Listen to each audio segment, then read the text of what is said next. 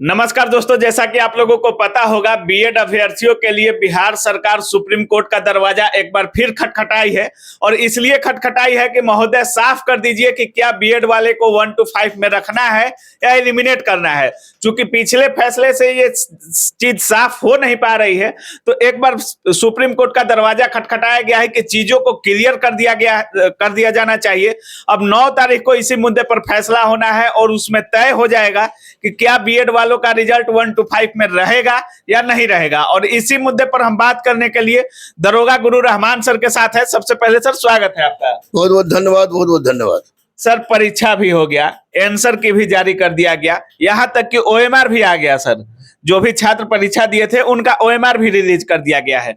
लेकिन अभी भी एक कंफ्यूजन छात्रों के मन में हमेशा से बना हुआ है कि क्या बीएड वालों को 1 to 5 में रखा जाएगा या एलिमिनेट कर दिया जाएगा। क्या कुछ हो सकता है सर? देखिए, एक बात तो स्पष्ट रूप से हम बता दें हाँ। कि अभी सरकार ने जितनी तत्परता दिखाई है, हाँ। यही तत्परता फॉर्म भरने के समय में दिखाई होती तो ये नौबत नहीं आता।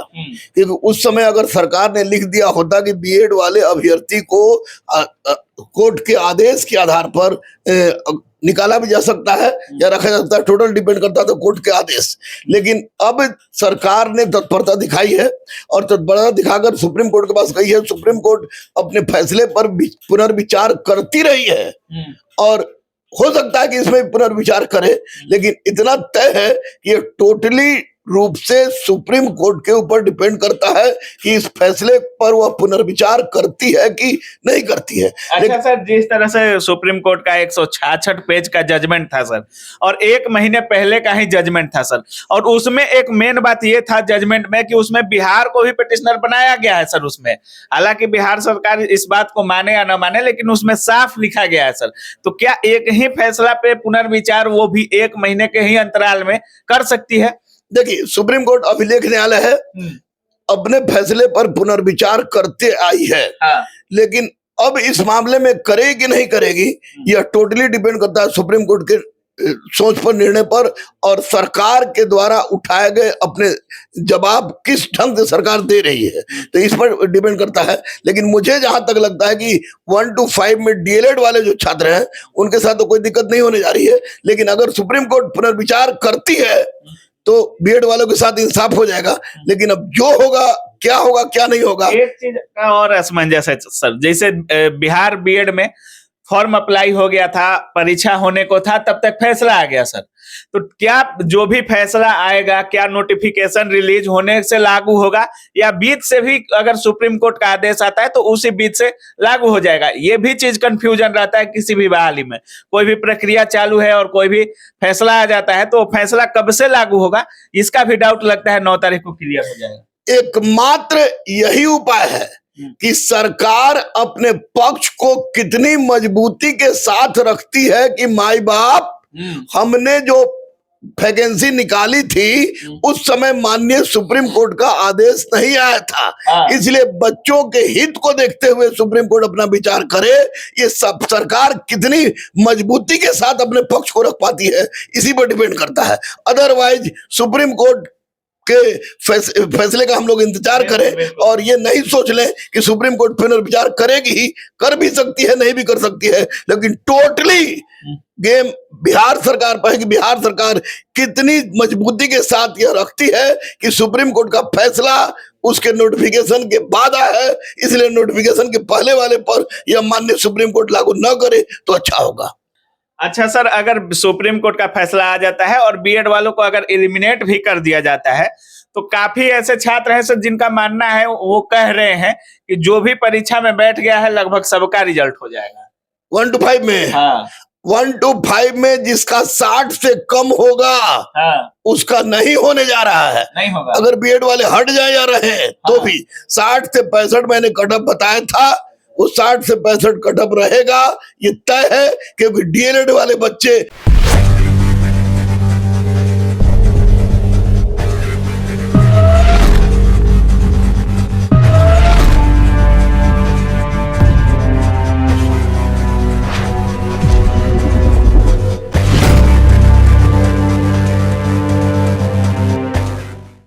नए बच्चे होते हैं बिल्कुल, और वो अन्य परीक्षा की भी तैयारी करते हैं, वैसी परिस्थिति में उनका परीक्षा अच्छा गया है। निसंदेह क्वेश्चन टफ था, लेकिन बच्चे भी मेहनत किए हुए थे, इसलिए ये कहना कि जो भी है वो पास कर जाएगा गलत बात है। कुछ लोगों का तो मानना है सर कि सीटें भी खाली रह सकती हैं। बिल्कुल गलत बात है।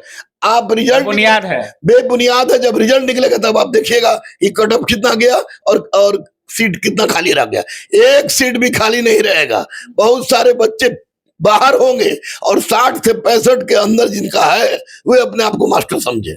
सर आप बार बार मांग कर रहे थे कि अगर बीएड वालों को 1 to 5 से एलिमिनेट अगर करते हैं हुजूर, तो 6 to 8 में इतना सीट दे दीजिए कि इनकी भी मर्यादा रह जाए, इनका भी कहीं ना कहीं जॉब हो जाए। तो अब 6 to 8 में भी लगभग 70,000 वैकेंसी आ रही है सर, और उसमें 6 to 8 वालों को काफी अच्छा सीट दिया गया है सर। तो अब क्या इनमें खुशी की लहर होनी चाहिए? हाँ बिल्कुल बिल्कुल, बीएड वालों से मैं यही कहूंगा, अगर खो गया है कि नशे में तो क्या गम, तू शाहीन है, परवाज है काम तेरा, सितारों के आगे जहां और भी है। मैंने डिमांड किया, आपने डिमांड किया, सारे मीडिया वाले ने डिमांड किया, तो वैसी परिस्थिति में 6 to 8 में वैकेंसी की जो हम लोग मांग कर रहे थे, वह अभी भी 32,000 से ज्यादा वैकेंसी है, और फिर 1,70,000 जो हाली आ रही है उसमें भी उतना सीट रहेगा जो बीएड वाले को कहीं ना कहीं समायोजित कर देगा। सर जो वैकेंसी आ रही है टीचर की, उसका बैच वैच आ रहा है कि नहीं सर? अभी बैच उसका शुरू है, बैच मंगलवार से बैच शुरू है। दरोगा का बैच, टारगेट बैच जो मैंने डाला था, फुल हो गया है। मैं आपके मीडिया पर नहीं कह रहा हूँ, आप आगे उसका स्टिंग ऑपरेशन कीजिए, फुल हो गया है। पर तो ऐसे भी विश्वास रहता है आप पर। दरोगा हो या बीपीएससी हो, मैं नए नवेली दुल्हन नहीं हूँ जो लात मारू। गुरु रहमान 94 से पढ़ा रहा है, और इस बार 67वीं में 31 रिजल्ट मैंने दिया है, जो पुराने बच्चों को छोड़कर एक से रिजल्ट दिया है। तो निश्चित रूप से बीपीएससी की परीक्षा हो तब, दरोगा हो तब, सिपाही हो तब, टीचर हो तब। आप टीचर में नहीं देखे, बड़का होर्डिंग लोग लगाया, लेकिन टीचर में जो रिजल्ट आया, जो क्वेश्चन आया, क्वेश्चन का पैटर्न मेरा था। लड़के कहते थे कि ऐसा पढ़ेंगे तो यूपीएससी नहीं कर जाएंगे, लेकिन जब क्वेश्चन आया तो लड़कों ने कहा कि ना, east west, Guru Rahman is the best. तो ऐसी परिस्थिति में मैं निश्चित रूप से उस तरह का अध्ययन मैं और मेरे तमाम शिक्षक कराते हैं, जिसमें क्लर्क से कलेक्टर तक और सिपाही से एसपी तक तमाम बच्चे उस परीक्षा को खेलने में, क्रैक करने में सफल हो जाते हैं। बहुत बहुत धन्यवाद। Thank you. तो जैसा कि आप लोग सुन रहे थे, गुरु रहमान सर का साफ कहना है कि पुनर्विचार तो सरकार कर सकती है, और सुप्रीम कोर्ट चूंकि एक अभिलेख न्यायालय है, हमेशा से अपने फैसले पर पुनर्विचार करते आई है। तो हो सकता है कि बीएड वालों में के पक्ष में कुछ फैसला आ जाए, और सरकार के ऊपर डिपेंड करता है कि सरकार कितनी मजबूती के साथ अपने पक्ष को रखता है कि सुप्रीम कोर्ट बीएड वालों के हक में सोचने पर मजबूर हो या सोचने के लिए सोचे।